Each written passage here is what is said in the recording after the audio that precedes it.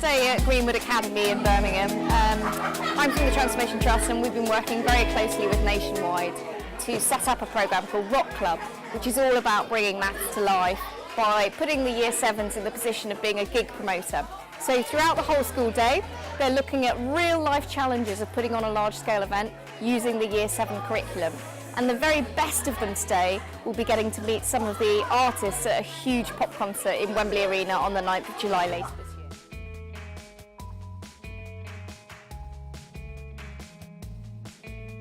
My name's Sebastian and this is...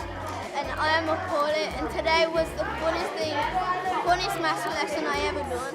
Yeah, so cool. We had to do maths with teams, and we had to build structures and then measure all the models in centimetres, and then we had to convert to metres on the stage, and it was really, really fun. I enjoyed it, and I would love to do it again. I'm Tom Thacker, and I'm the head of maths here at Greenwood Academy. We've got Graham Smart and his team in today working with our Year 7s. It's our second event so far. Working on kind of like building this kind of rock theme and working through loads of themes of maths, and the impact and the reaction of the kids has been great. You know, today, as you can see from now, the kids are so engaged. They're really getting loads from it. They're seeing like kind of what we always struggle with in maths is seeing kind of the relevance of things. And it's actually what they're doing. They're designing in concert, and the maths is actually driving that. And they're really seeing actually for an entire day how relevant maths is to a really exciting thing. Hi, I'm Graham Smart, I'm Maths AST and the teacher behind the development of all the resources that you see for Rock Club. The idea behind this suite of resources is to try and put maths in a real life context surrounding designing a concert for young people. They really enjoy it, it's an engaging task, and as you can see from some of the video footage here at Greenwood School today, they've really thrown themselves into it.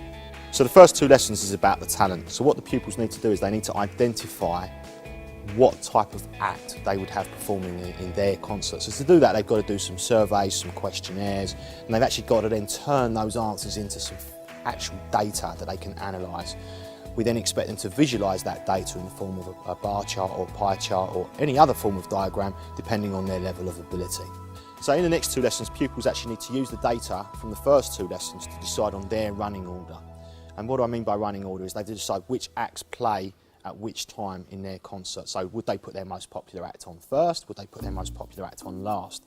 This is a differentiated activity, so there's lots of variables involved, like number of Twitter followers representing the most popular band, also have Grammy Awards. There's a lot of different aspects to this task. They're also not told how long each act lasts, so they'll actually need to look at the rectangles and decide for themselves what each area represents in terms of time. So stage set, so they've got all of their acts together, now they need to actually plan their stage set, and this is actually quite a complex task. So it involves them constructing turning 2D nets into 3D shapes, putting them together, doing 2D plans from the side view, the top view and the front view, and this is done to a scale as well, so there's a scale for it in terms of they actually need to work out the performance area using the scale of where the performances will actually take place. So there's a lot of different types of maths involved in this task, probably the most hands-on task of all of them, but probably the most fun as well for the students. The lighting, so you've now got your running order, you know who you're going to invite, you've got your stage set up, so now what you need to do, you need to think about the lighting. And here we bring in some loci, and students have to actually decide or actually show how the lighting will actually look on stage using different rules for different strengths of bulb. So for instance, the bulbs have different strengths, so therefore the light travels a different distance, and they have to actually use loci as a rule to construct this. Brilliant, brilliant idea. Works together where they can actually overlap certain sections, where they have different colours involved, and they can actually start to think about how spectacular their light show would be. You've worked out your stage set, you've worked out your lighting.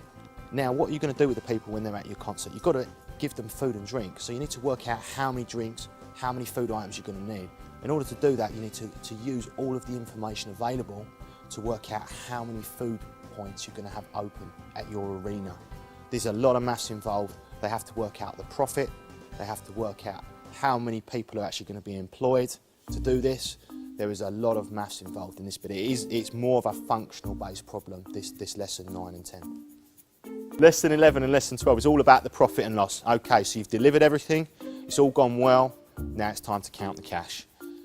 Have you made money? Have you lost money? You need to calculate how much all of your performers cost, the cost of the venue, all of these things, the catering points being open, the security staff, all of these things have to be calculated and worked out, and then the ticket sales need to be calculated.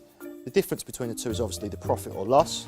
This is a long problem that needs a lot of thought. It's about deconstructing the problem for the pupils, but the maths involved is really, really useful, and because it links to the whole context of the concert idea, students really engage with it.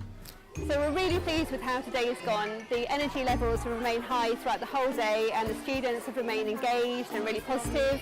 There's been a really good vibe, and we really look forward to seeing what the students have actually produced.